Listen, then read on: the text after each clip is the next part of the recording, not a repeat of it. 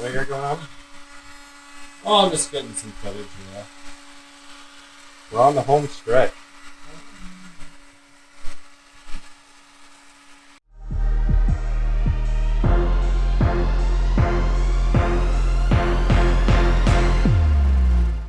Well, I'm sitting out here with Mr. Notorious's stuff, and he's not even here himself.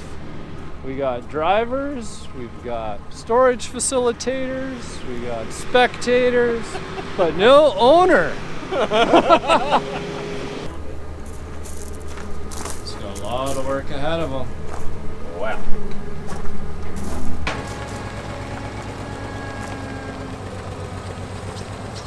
So I'm going to keep making these inspirational videos so that Jordan has a fire lit under his ass so that he finishes this car quick time. So he says he's going to make his own videos, but I'm going to make my own videos and they will motivate. Right, Jordan? I'll be too busy working away to watch your videos. But I like your theory. In all fairness, he decided to show up and start working on his car, which is good, scraping out all the sound deadening that was on here, which is a tedious and shitty job. You can see there's a whole bunch of it sitting here. But once that's all out, then you can get it sandblasted and all primed up and hopefully start reassembling.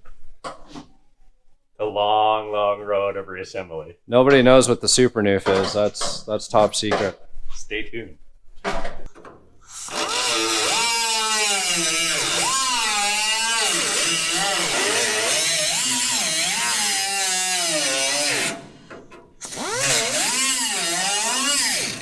So after a long evening of sound deadening cleaning, if you've never taken the pins out for your trunk lid,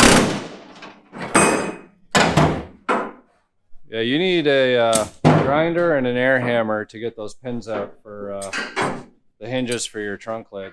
It's a good time.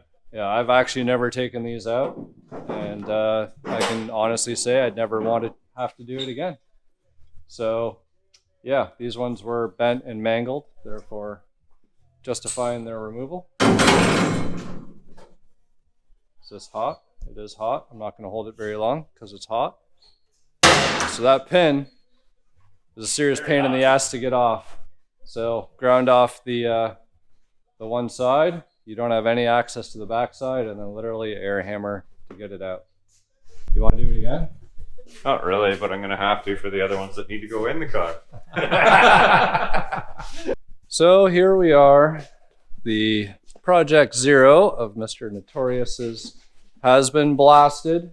It's pretty filthy right now just because the media actually mixes with water for a dustless blasting result, and might not have too much dust, but it definitely leaves a lot of muck. So he was spending quite a bit of time blowing that out with the air blower. Still a lot here. All needs to be wiped down. And then hopefully some primer. Tomorrow.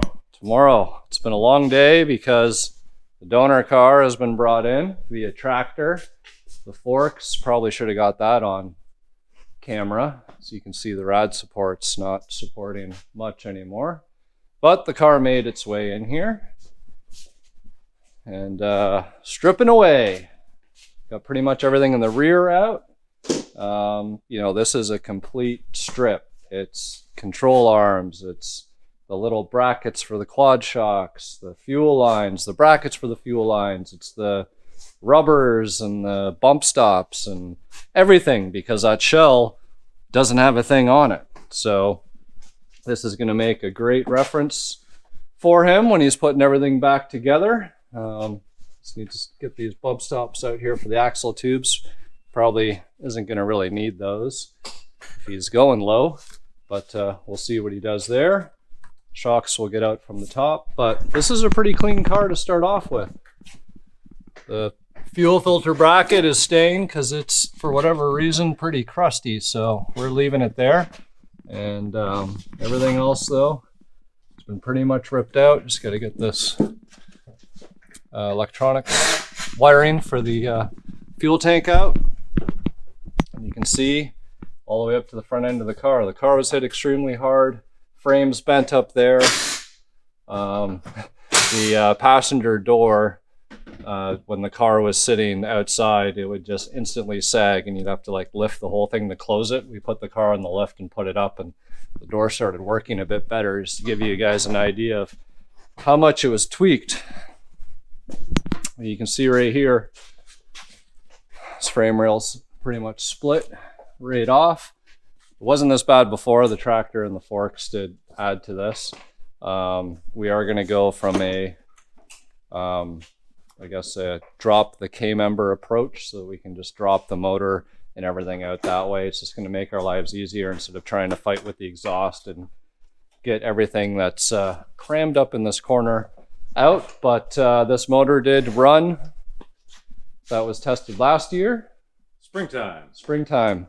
And should make for a really good donor. Again, the car's super clean. It's a shame, it got smucked, but at the same time, it's worked out all right for him, because now this car gets to have a new life. All right, so we got this thing pretty much stripped, and I'm excited because it's the first time that I'm actually dropping the drivetrain via the K-member. So hopefully we should be able to just lift this car up, and the motor and transmission and H-pipe actually all collectively together are going to stay on the floor. So let's hope we disconnected everything and see how it goes. Yeah, go for it.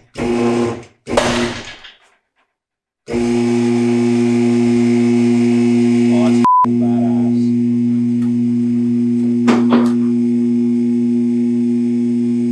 Oh, hold on. Did you forget? Nothing, just want to make sure. Oh, thank you. I appreciate that.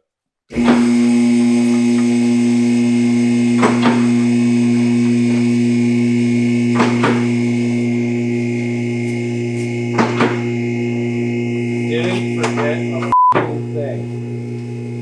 Fully disconnected.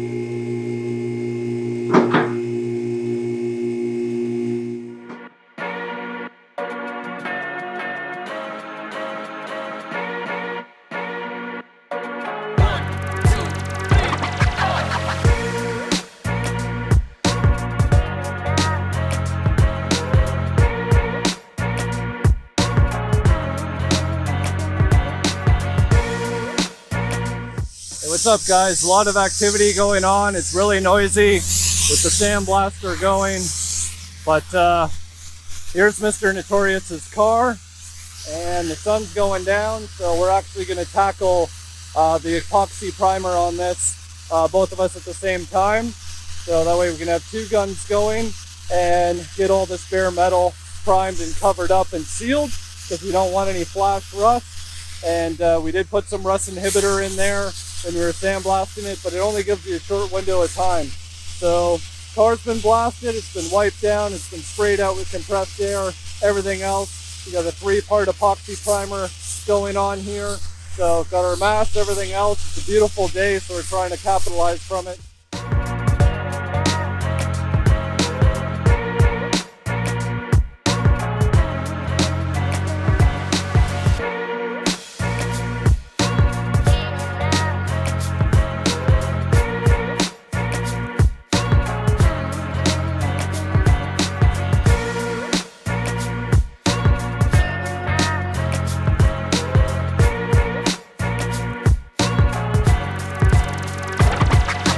Got a bit of a painting relay going on, mixing paint, both of us spraying different sections at the same time, trying to get this thing done before the sun goes down. You can see I've been busy in the engine bay here, almost done, ran out of paint on that driver's side strut tower, so gonna get that done and start getting on some of the outside panels here. Definitely helps having two people do this. Car has come a long way in the past week. It doesn't look like much has happened, but in reality, this is all the behind the scenes stuff that takes, it's just so labor intensive, guys. So I know he's got hours between scraping and, blowing air through all little crevices and cleaning and all that prep work, but it's all gonna go towards a really, really nice finished product.